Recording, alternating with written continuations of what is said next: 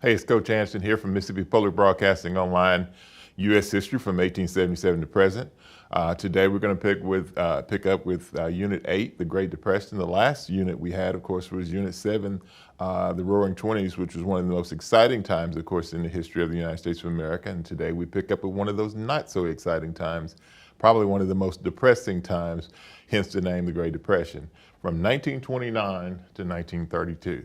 So today, once again, we'll pick up and we'll look a little bit at the Great Depression and all the things that led up to it. And we'll primarily take you through the Hoover administration. We'll start with lesson 1, which will be prosperity and crash. And we'll start with our unit focus question, which is a question we give you each time.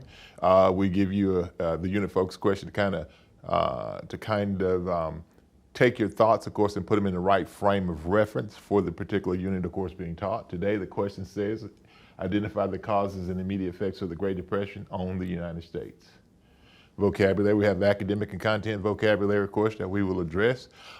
It is highly recommended, of course, that you take and define these words on your own. We will, of course, when we see some of them, we'll run across some, we will give you a brief explanation of what they are. The lesson focus question we will answer at the end, of course, of this particular lesson. And it's just like the unit focus question, the only difference is it details what you should be concentrating on for a particular lesson.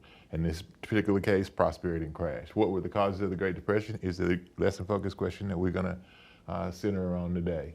The do now activity, the general topic states, Shakespeare's quote, neither a borrower nor a lender be, from Hamlet suggests what attitude should a person adopt when it comes to money. We'll give you a few moments. You can go ahead, and, of course, and tell us what you think, and we'll come back in a few moments and we will find out what it is that you came up with. Okay, that should have been plenty of time for you to go through and look at that Shakespearean quote from Hamlet. Neither a borrower nor a lender be. In my mind, what that, of course, means is that a person shouldn't look to lend his money, and he shouldn't look to borrow money. Well, the reason why we put that particular quote up there because borrowing and lending is going to be one of the problems, of course, that are going to lead up to the Great Depression, and we'll jump into that a little bit more as we go. The 1920s, Republican prosperity. And when you look at the 1920s, it was all about prosperity. It's about buying, and in some cases, buying more than, of course, that you had. So when you look at the election of 1920, we elect, of course, Hoover. And starting with Hoover in the 1920s and he and the other two Republican presidents of the 1920s bring a great deal of prosperity to the American public. The stock market scored with rampant speculation and buying on margin, and American businesses boomed. American citizens believed that investment made it possible to become rich, and many used credit to live beyond their means. When we say rampant speculation, what we're basically saying is you had people that were doing too much gambling, and that's what too much meaning rampant, and then speculation meaning gambling.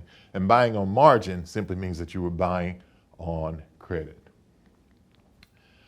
The great stock market crash. On October 21st, 1929, we have the first margin calls that are issued.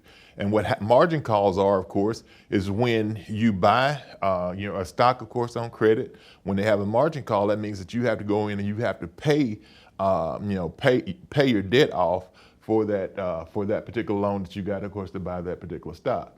On October 24th, 1929, Black Thursday happens, and it saw more margin calls indicating that the crash wasn't a brief hiccup in the market, and we found out for the first time that this was something that was going to be very serious. On October 29th, 1929, Black Tuesday, the crash hit its apex, and by November, $30 billion was lost. The upheaval in the market caused a bank run, and banks couldn't pay back deposits because they were investing in the market also.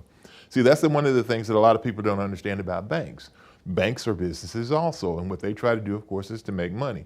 In the case of the 1920s, we're going to see that a lot of banks, of course, are going to take the money, of course, from their investors or people who put their money in the banks, of course, for savings, and they'll take that money, of course, and make money with that money that's being entrusted to them.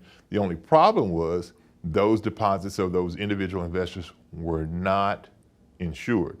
So if the bank lost the money, that means you lost your money. The crash, we have a picture of Black Thursday and then Black Tuesday.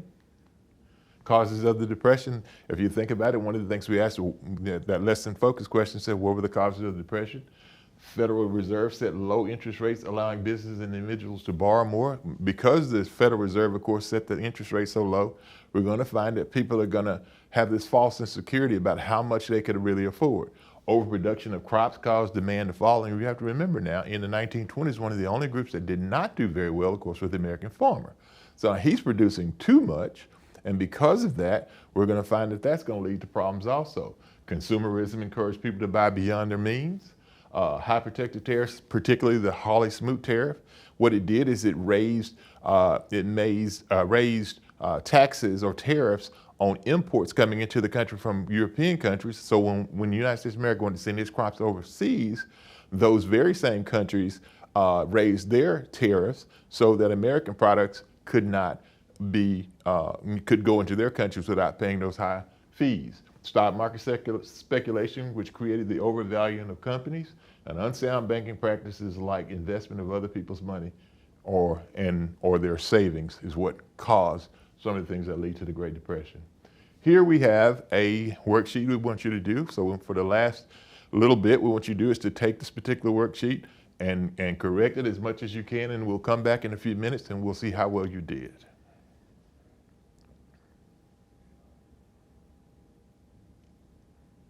Okay, what we have, of course, is a graphic organizer here. And in this particular organizer, what we have, of course, is the stock market crash and some of the events, of course, leading up to the stock market crash. What we want you to do, of course, is go through and look at these, and at the end of the unit, you can go through and you can access the answers. But the things should include things like Black Tuesday, Black Thursday, and of course, the margin calls, and those are the things, of course, they end up starting with the stock market crash. So what we try to do is to give you some perspective here and a timeline in terms of when these types of things, of course, happened. All right, let's get to our lesson focus question. Our lesson focus question says, what were the causes of the Great Depression? And once again, we've gone over them, and it's just a repeat, of course, of what we already went over. And when you look at it, the biggest and most important thing that we want you to take away from this is that when you look at the causes of the Great Depression, it wasn't any one thing. When you look at the stock market, of course, crashing, it wasn't just the stock market in and of itself, of course, that causes this.